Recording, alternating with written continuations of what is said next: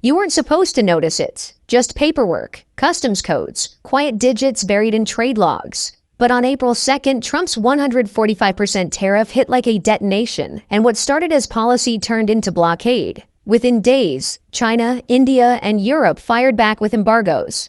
Now Brazil's ports are gridlocked, U.S. silos are overflowing, and in Jakarta and Lagos, people are rioting for rice.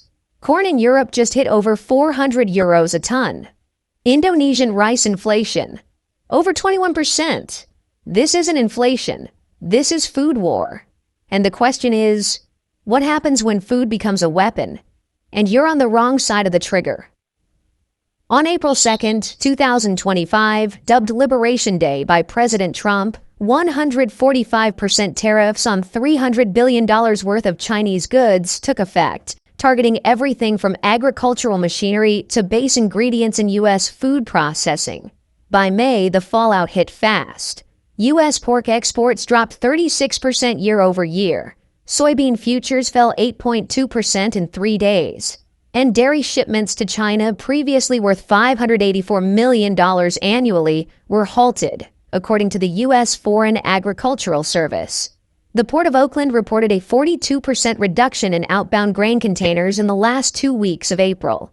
This isn't a supply disruption, it's an economic suffocation, said Joseph Glauber, former USDA chief economist, in a May 5th interview with Bloomberg. Input costs are also soaring, with fertilizer imports from Tunisia now facing a 28% tariff, down 47% since January. Trump's social media post promised domestic revitalization, but what followed was contract cancellations, silos overflowing with unsold inventory, and food prices beginning to spike in cities from St. Louis to San Diego. And that's before the retaliation even started. China didn't just walk away from U.S. grain, it slammed the door, bolted it, and welded it shut. Just hours after Beijing's 34% retaliatory tariff on all U.S. imports was confirmed, soybean futures on the Chicago Board of Trade dropped 8.2% in a single trading session, while corn prices fell 5.6%, according to Bloomberg data. By May 3rd, Chinese state-backed importers had signed contracts for over 2 million metric tons of Brazilian soybeans, paying up to $22 per ton more than U.S. rates, per Reuters, solely to sidestep American suppliers. The American Soybean Association declared it a total market loss, and USDA economists revised their 2025 U.S. soy export forecast downward by $1.9 billion. Farmers from Iowa to Indiana began reporting storage overflow as elevators filled with unsold grain. "We've been priced out of our own markets," said John Heisdorfer, an Iowa farmer and former ASA chairman. But Beijing wasn't just shifting vendors. It was redrawing its trade playbook. Canada didn't impose tariffs, yet it got hit almost as hard as Washington.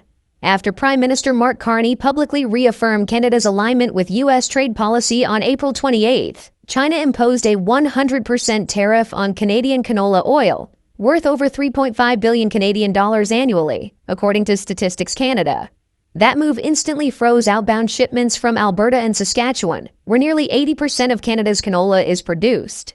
Prices plummeted 17% in 2 days, while Viterra and Richardson International, two of Canada's largest grain handlers, reported delayed export contracts worth millions. On top of that, Beijing slapped 25% tariffs on Canadian seafood, including lobster, crab, and scallops, affecting a $1.2 billion export stream.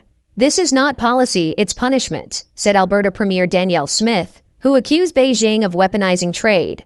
But China's Ministry of Commerce dismissed the claim, calling it reciprocal enforcement. The message? Loyalty to Washington now carries an agricultural cost.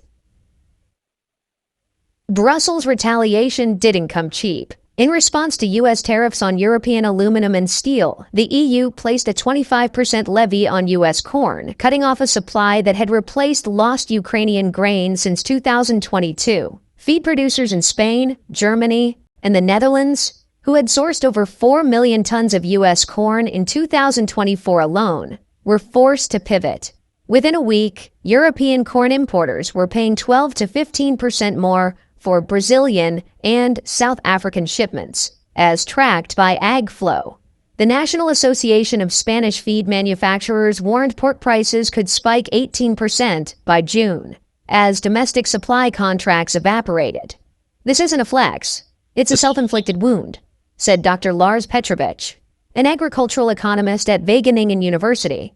Brussels spared U.S. soybeans for now, but the next review looms in December. And if soy is added to the list, EU livestock sectors already battling high energy costs may face an even steeper cliff. India's July 2024 ban on non-basmati white rice exports didn't just hit traders. It blindsided entire continents. Accounting for over 40% of global rice exports, India's sudden move wiped out 9.5 million metric tons from international markets, according to the Indian Ministry of Commerce. The average price of non-basmati rice on global exchanges spiked 21% in the following 2 weeks.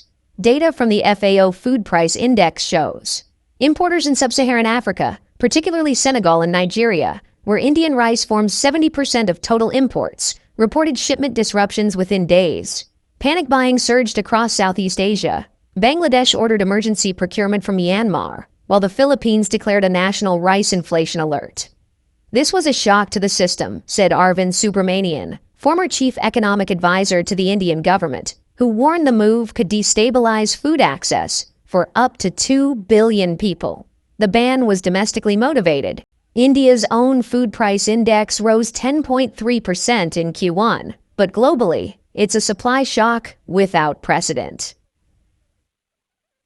Poland, Hungary, Slovakia, and Romania didn't wait for Brussels. They moved unilaterally, banning Ukrainian grain imports in April 2025, citing market flooding. The 4 countries imported nearly 11 million metric tons of Ukrainian wheat and corn in 2024, according to Eurostat. But surging local anger over collapsing prices pushed leaders to act. Polish farmers blocked roads, claiming Ukrainian grain was undercutting domestic produce by 30 to 40%. This is survival, not sabotage, said Hungarian Agriculture Minister István Nagy. Ukraine, whose Black Sea ports remain under Russian threat, called the ban's betrayal. Its Ministry of Agrarian Policy warned that 40% of its 2025 harvest has no viable export corridor. Meanwhile, Brussels validated the bans, effectively narrowing Ukraine's only remaining overland routes. The European Commission's move may shield member states from rural unrest, but it risks fracturing EU solidarity and cutting off the breadbasket of Eastern Europe when it needs lifelines most. From Geneva to Beirut, the cost of food is sparking chaos. On May 1st, over 600 UN staff protested outside the Palais des Nations against budget-driven layoffs, many directly linked to food relief program cuts. In Nairobi, meat vendors torched local government banners after VAT increases pushed beef beyond the purchasing power of 2/3 of urban households, per Kenya's National Bureau of Statistics. In Beirut, the Lebanese army was deployed after 300 protesters breached a grain depot owned by a politically connected importer. Reuters confirmed that in Bangladesh, black market rice now sells at 220 taka per kilo, more than double last year's average. In Lagos, egg prices jumped 23% in April alone. These aren't isolated flashpoints. They're signals of a deeper rupture, where food no longer moves by trade routes, but through black markets, riots, and desperation.